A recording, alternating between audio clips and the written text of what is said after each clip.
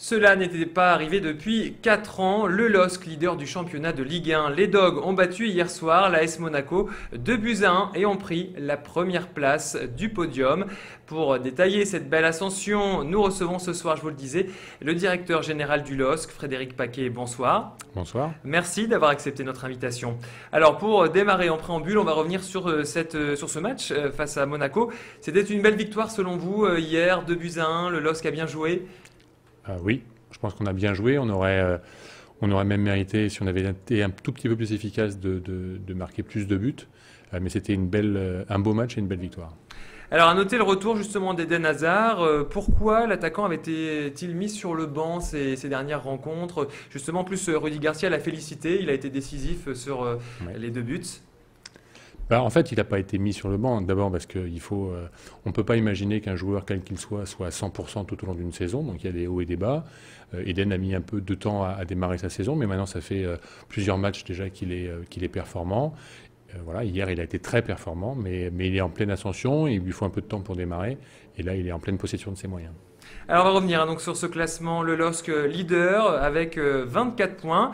Quel est votre sentiment, là, la 14e journée de championnat, sur ce résultat? En fait, le premier sentiment, c'est un grand plaisir du nombre de points. C'est-à-dire que 24 points à la 14e journée, c'est bien.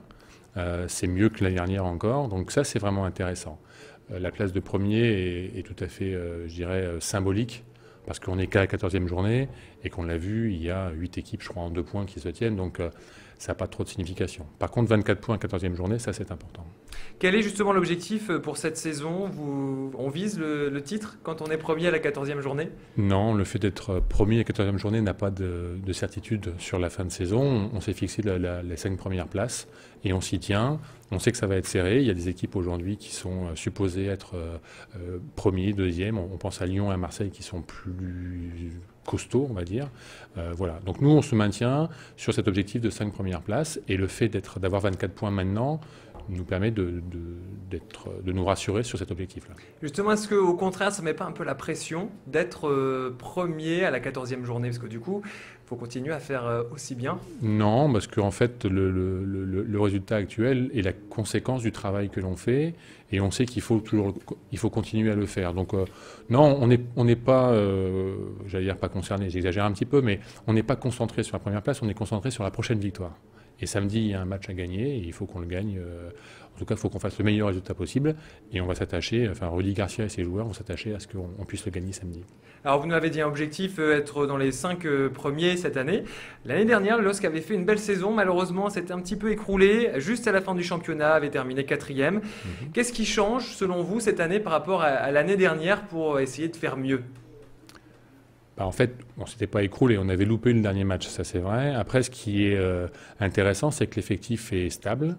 Cet effectif a 1 an de vie commune supplémentaire, donc ils se connaissent mieux, ils ont mûri, ils ont acquis de l'expérience.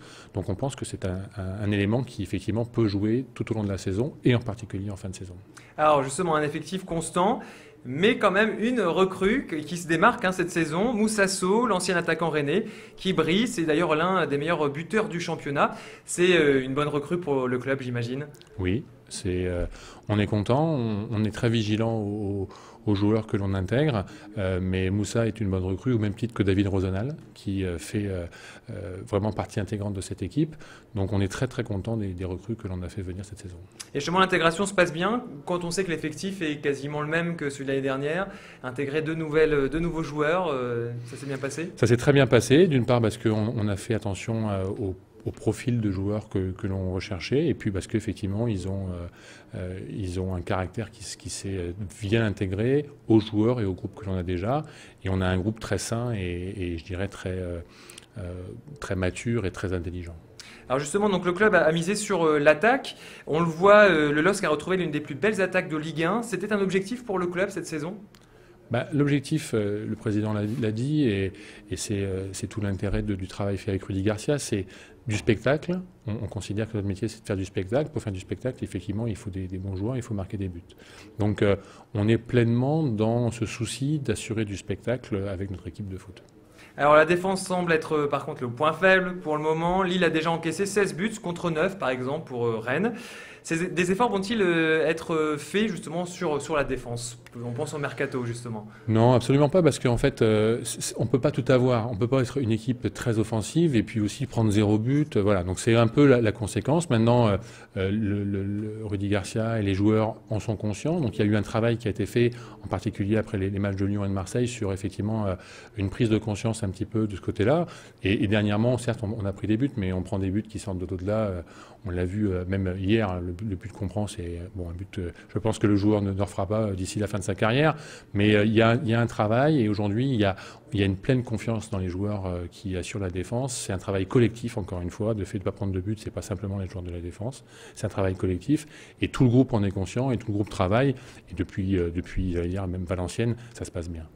Alors on l'a dit, hein, donc le LOSC leader du championnat, mais aussi on a l'impression leader des clubs nordistes. Alors là, si on regarde le classement, Valenciennes est 16e, Lens 19e. Mais si on regarde même les saisons passées, on a l'impression que le LOSC prend de l'ampleur aussi ici, qu'il y a un engouement autour du club. Ça aussi, j'imagine que ça fait plaisir, parce qu'on connaît un petit peu les guerres justement entre les différents clubs.